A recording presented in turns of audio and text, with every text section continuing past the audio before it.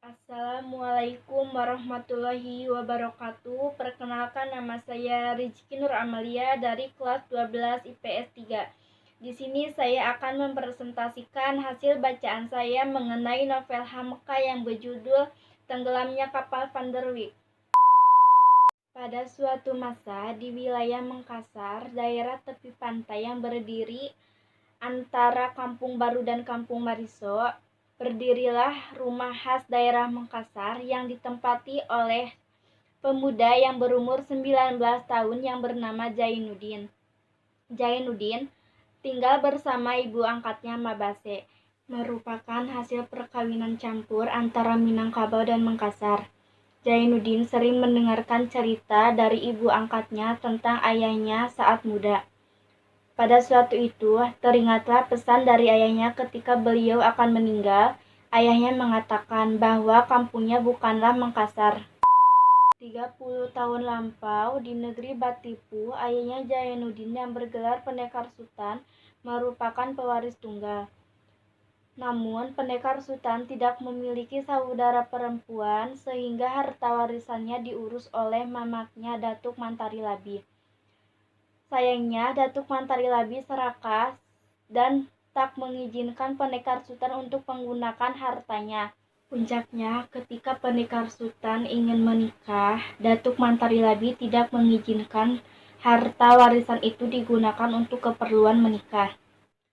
Hal ini membuat Pendekar Sultan marah, maka terjadilah pertengkaran antara Pendekar Sultan dan Datuk Mantari Labi. Pertengkaran tersebut menyebabkan Datuk Mantari Labi meninggal. Setelah itu, Pendekar Sultan pun dihukum. Setelah bebas dari hukumannya, ia pergi ke daerah Makassar. Di sana, ia bertemu dengan Dayang Habibah, putri dari seorang penyebar agama Islam keturunan Melayu, dan mereka pun menikah. 4 tahun kemudian, Dayang Habibah melahirkan seorang anak laki-laki yang diberi nama Jainuddin. Namun saat Jainuddin kecil, Dayang Habibah meninggal. Beberapa kemudian, Pendekar Sultan pun menyusul Dayang Habibah, hingga Jainuddin diasuh oleh Mabase. Mabase adalah orang terdekat dari Pendekar Sultan dan Dayang Habibah. Beliaulah yang merawat dan mendidik Jainuddin sampai dewasa dan menjadi seorang yang berakhlak mulia. Setelah Jainuddin dewasa, ia meminta izin kepada Mabase untuk pergi ke kampung halaman ayahnya di daerah Padang Panjang. Dengan berat hati, Mabase melepas Jainuddin pergi. Sampai di Padang Panjang, Jainuddin langsung menuju kampung Batipu. Di sanalah ayahnya dilahirkan. Sesampainya di sana, ia sangat gembira. Namun lama-kelamaan, kegembiraannya itu hilang karena tidak seperti yang ia harapkan.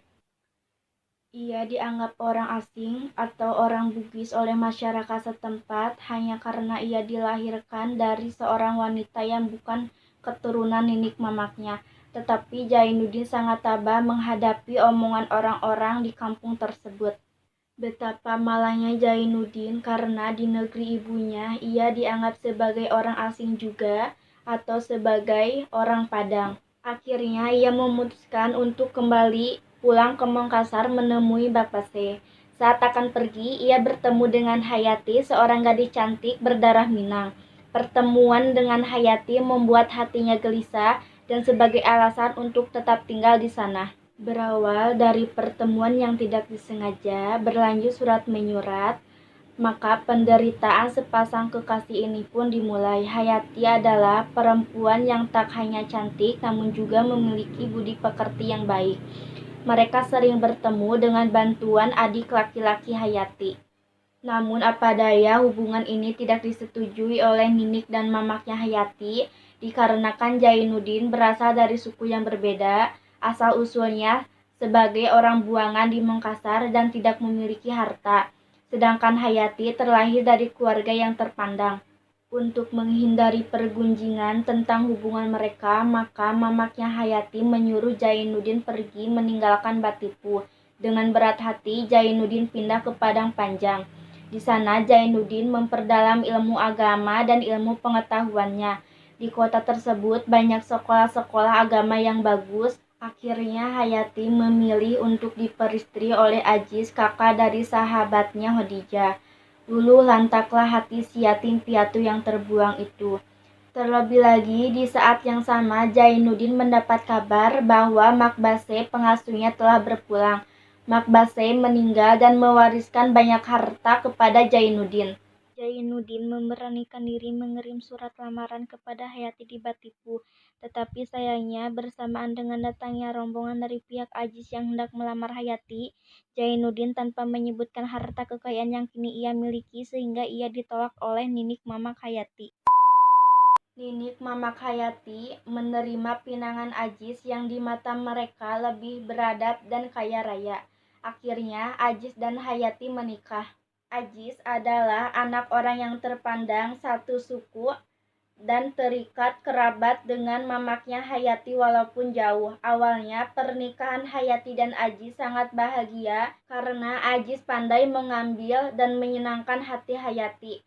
Namun tanpa sepengetahuan Hayati, Aziz adalah pemuda yang suka menghamburkan uang, berjudi, mabuk-mabukan, dan senang main perempuan. Sisi lain, Jainuddin tidak mampu menerima penolakan tersebut. Apalagi menurut Muluk, bahwa sebenarnya Aziz memiliki perilaku yang buruk. Jainuddin pun jatuh sakit akibat terlalu memikirkan orang yang ia cintai pergi bersama pria lain. Setiap hari ia selalu memanggil nama Hayati. Atas permintaan dokter dan izin dari Aziz, suami Hayati, akhirnya Hayati menjenguk Jainuddin. Dalam sekejap Jainuddin pun sembuh. Setelah sembuh, Jainuddin pun mulai bangkit untuk melupakan Hayati. Jainuddin dan Muluk sahabatnya pindah ke Pulau Jawa. Di Pulau Jawa, Jainuddin menjadi penulis yang terkenal. Ia menggunakan nama samaran Jet di setiap karyanya. Muluklah yang menyemangati Jainuddin sampai ia bisa mencapai titik sukses dan melupakan Hayati. Hayati dan Aziz hijrah ke Surabaya. Perekonomian mereka makin memprihatinkan dan terlilit banyak hutang akibat ulah Aziz. Mereka akhirnya diusir dari kontrakan dan secara kebetulan mereka bertemu dengan Jainuddin. Mereka singgah di rumah Jainuddin. Karena tak kuasa menanggung malu atas kebaikan Jainuddin, akhirnya Aziz meninggalkan istrinya untuk mencari pekerjaan ke Banyuwangi. Beberapa hari kemudian datang 2 surat dari Aziz. Yang pertama berisi surat perceraian untuk Hayati, sedangkan yang kedua berisi permintaan maaf dan permintaan agar Jainuddin mau menerima Hayati kembali. Setelah itu datang berita bahwa Aziz ditemukan bunuh diri di kamarnya. Hayati juga meminta maaf kepada Jainuddin. Ia berharap bisa kembali bersama Jainuddin. Namun, masih terasa sakit di hati Jainuddin sehingga ia menyuruh Hayati pulang ke kampung halamannya, Batipu. Esok harinya Hayati pulang ke Batipu menumpang kapal Van der Wijk, meskipun dengan terpaksa dan kesedihan yang mendalam. Setelah Hayati pergi, Jainuddin baru menyadari bahwa ia tidak bisa hidup tanpa Hayati, apalagi setelah membaca surat dari Hayati yang bertulis, "Aku cinta engkau dan kalau ku mati, kematianku mengenang engkau." Maka segeralah ia menyusul Hayati ke Jakarta.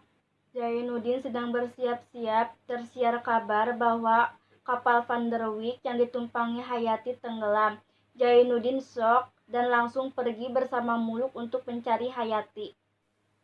Muluk menyesal ia tidak memberitahu Jainuddin bahwa Hayati masih mencintainya.